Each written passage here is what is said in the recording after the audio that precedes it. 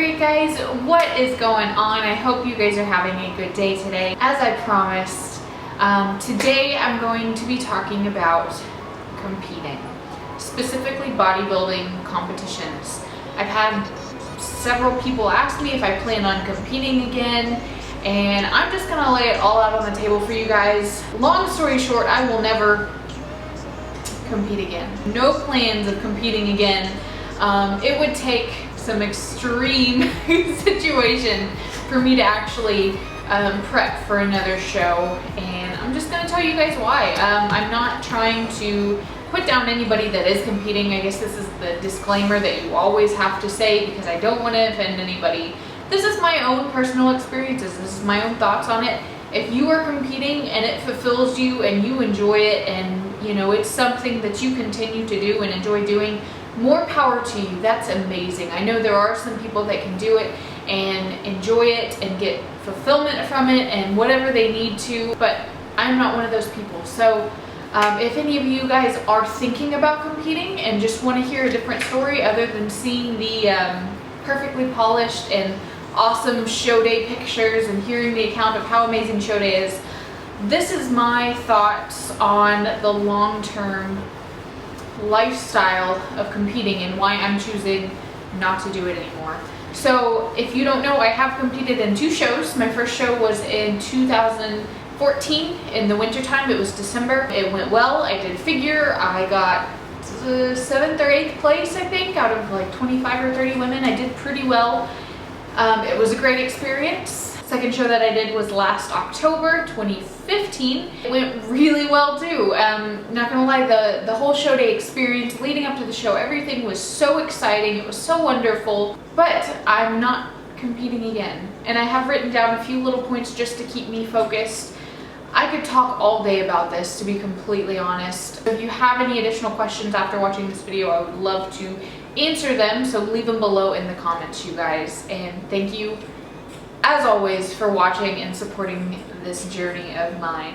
The first and probably one of the most important reasons why I'm not competing is body image. When you're getting ready for a show and on show day, your body looks the most amazing.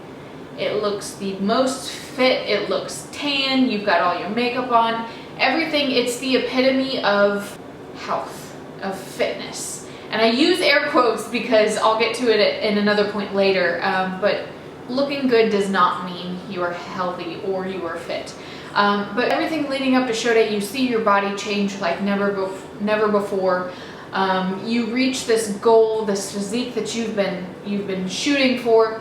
But what you don't realize is that 99.9% of the time it is not sustainable long term.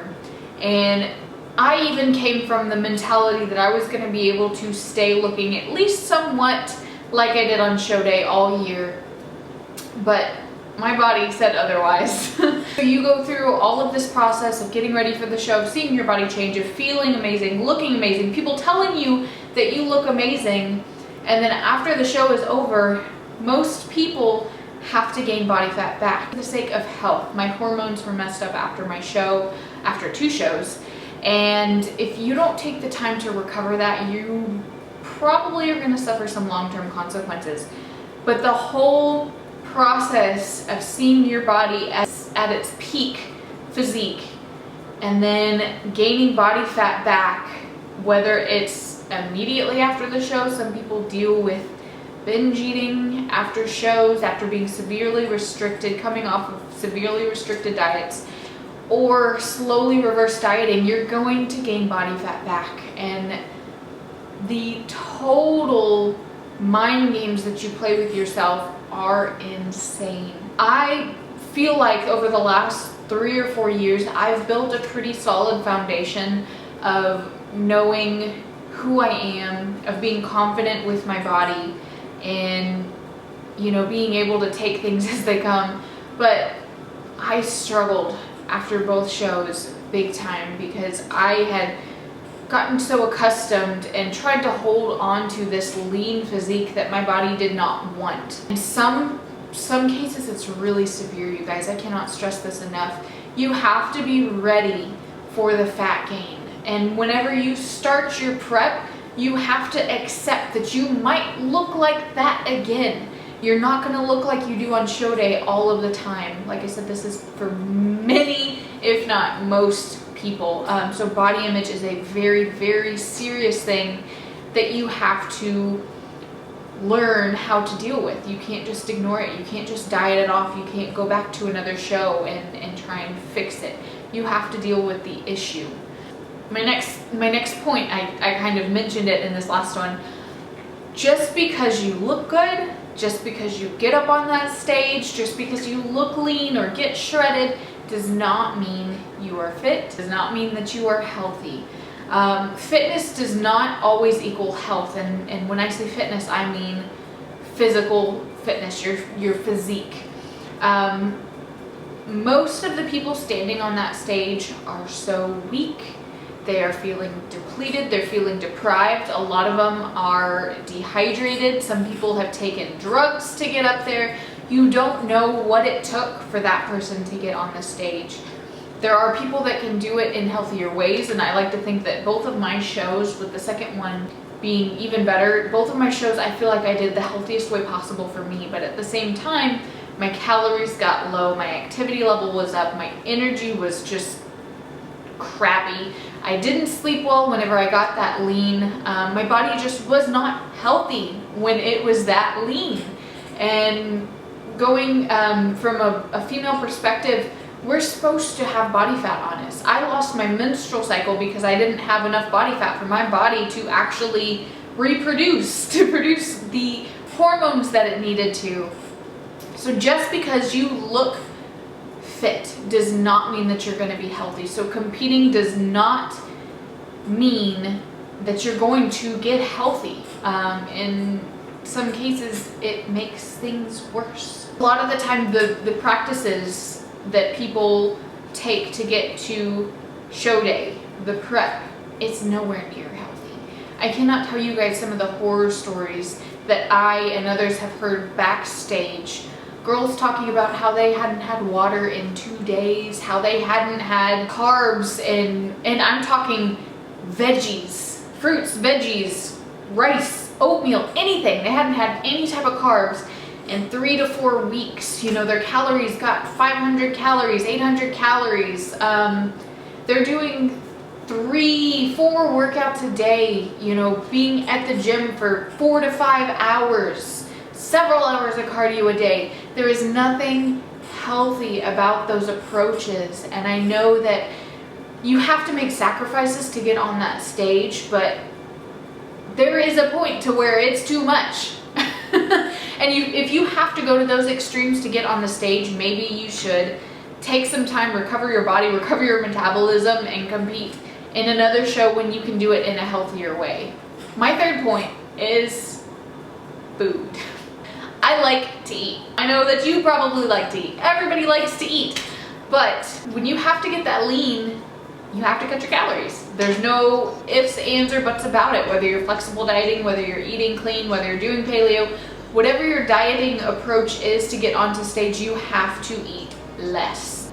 I mean, I can take dieting and cutting calories to a certain point, but the point to where my calories had to get, I was hungry all the time. My volume of food was high. My intake was honestly pretty high compared to what some people that I have seen and that I have talked to. I don't think my calories ever got under 1,200 even on my low days. And so that's a lot compared to what a lot of people do for weeks and weeks and weeks on end. It's just not worth it to me anymore to cut my calories that much. Lost a little bit of body fat through cutting, but I reached a certain point where I was like, not worth it. It's just not worth it. I like food too much now. Just gonna be honest. My next point, a lot of people they think that competing is going to make them happy. They think it's going to validate their journey, when it's really not true, you guys. Just with any type of transformation or weight loss, it can help enhance your life. It can help enhance your happiness. But if you're truly unhappy with who you are deep down, getting on a stage is not going to make you happy. I'm not gonna lie, I got too used to what I looked like whenever I got very lean, and I thought that that was going to keep me happier. So when I did start gaining weight back, I became unhappy with myself, and that's not a side that I want to see again. And so if you're already unhappy with your body, and if you think competing is going to make you happy, it's going to magically make you happy with yourself, I would highly recommend that you reevaluate your goals. Just because you lose weight or you get lean, it doesn't make you different deep down. And it's so hard for me to explain this to you guys. It just doesn't mean happiness. You know, something as simple as your physical appearance is so fleeting. Things can change so quickly. You could be prepping for a show and getting leaner, and then you come down with something. God forbid something happened to you and you can't work out anymore. And then what? You know, what more is there to you? So I highly encourage you guys to be confident in who you are right now. Even if you do have body fat to lose, just for your health, be confident in who you are right now, because a stage is not going to make you happy. Next point. Next reason why I'm not going to be competing again is money. It is freaking expensive, you guys. Competing is so expensive, and there is no money to be made. So if you go into it thinking you're going to get sponsorships, you're going to get all of these financial opportunities, don't expect it. Competing has helped my coaching because, one, I can offer these opinions to anybody that comes to me with the goal of competing. It's a great opportunity for some really cool pictures, but you could do that on a photo shoot on your own. Save your money. So between the shoes, the suit, the makeup, the tan, the hair, your food, workouts, your if you have a coach, if you have a trainer, your gym membership, your NPC or WNBF, whatever type of card you have to register for the show, the price of the show, if you're going to be doing different categories, you guys, competing can cost upwards easily at least $1,000. Easily. That's not even counting travel, hotel. Goodness, people will do photo shoots. There's so many different financial aspects to competing. So if you're already strapped for cash, don't compete. I would say wait. Definitely wait. One thing that I would recommend is schedule a photo shoot. And I tell a lot of women that ask me about competing, schedule yourself a photo shoot. That way you have a date to shoot for. You're gonna have these amazing pictures to show and to have and to commemorate the day and, you know, your hard work. But take the hundreds of dollars that it would cost competing and buy yourself some new clothes, workout clothes, or whatever else. There's so many other things that you could do with that money, especially if you are limited on funds already. You go into some serious debt if you compete over and over. The next thing that, and this is one thing that I tell people, one of the main reasons that I'm not planning on competing again, is it's just empty for me. It's a lot of sacrifice, and sacrificing your time, sacrificing your health possibly, sacrificing money, and sacrificing relationships. But for what? You get 5 minutes on a stage, and those judges don't know anything about you. They don't know the journey that you've been through. They don't know the obstacles that you've overcome. They don't know the struggles that you've been through, what it took for you to get on stage. All they see is how your body compares to the person next to you. And that's all they judge you on. And I understand that competing is a big milestone. It was for me. But having done it, I realized that my journey is my own, and I can be up there on that stage, I can be confident, and I could win first place or get last place, but those judges don't know anything about me and my journey. And for me, it's not worth it to compete knowing that. So much sacrifice, you guys, depending on the method that you take to prep and to get ready for a show. As I said before, some people are in the gym 5 hours a day, you know, fasted cardio in the morning and then cardio in the evening and then a 2-hour workout during the middle of the day. And then you spend several hours during your weekend meal prepping and getting everything ready. and then in between that you're doing research for your show, you don't have a lot of time for life and for enjoying little things, and certain things that mean nothing before, like going out to eat, can be such a severe cause of stress for some people. Luckily this wasn't necessarily the case for me, because I did flexible dieting and I was able to still go out to eat and track my macros and everything like that. But some people are on a very, very strict meal plan where they have to eat every 2 hours. They have to eat only a certain amount of foods. And so they become afraid of going out to eat. So they isolate themselves. It's a lot of sacrifice for 5 minutes on a stage to stand in front of a judge that knows nothing about your life. Definitely something to think about. And the last thing that I wrote down, and this is probably the one that I try and take most to heart for myself, is that you don't need a stage to be a badass. You don't need a stage to be amazing, to be beautiful, to be strong, to be confident. You don't need a stage to validate your journey. Like I said, if you want a certain date to shoot for, schedule yourself a photo shoot, make a full day of it, invite your friends, invite your family, you know, go out to eat after and celebrate your journey and the hard work that you've put in. But don't let your journey be validated by a judge that doesn't know anything about your life. If you want to work on your social media game, I know that pictures of being on stage are popular. You know, people gravitate towards the glamour and the sparkle of the stage, and you know, but do this for you. I just can't say it any other way, you guys. You really don't have to step on stage to be amazing. And if my own opinions and thoughts in this video has helped one person, then that's totally worth it to me. I don't regret doing the 2 shows that I did, but I do regret that I thought that I needed them to be more credible as a coach and as a fitness entrepreneur, I guess you could call me. Stepping on that stage was awesome. It was so neat to meet the people that were backstage and to talk to everybody and have my friends and family there. But at the end of the day, you're up there in a bikini with a tan that makes you look like a Cheeto,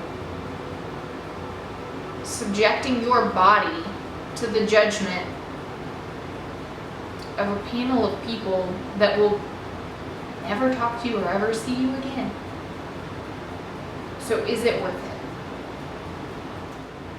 That's it for the video, you guys. I really hope you enjoyed this. Take all of the information that I put out there with a grain of salt. Like I said, this is all based on my opinion, my own experience. You might have a completely different thought and overview of competing, and that is awesome. If you have competed, if you have not competed, if you think about competing, if you have questions, I would love to chat with you guys below. Of course, I appreciate hitting the thumbs up. Share this video with anybody that you know that might want to be competing. And thank you guys for watching. I will see y'all in the next video.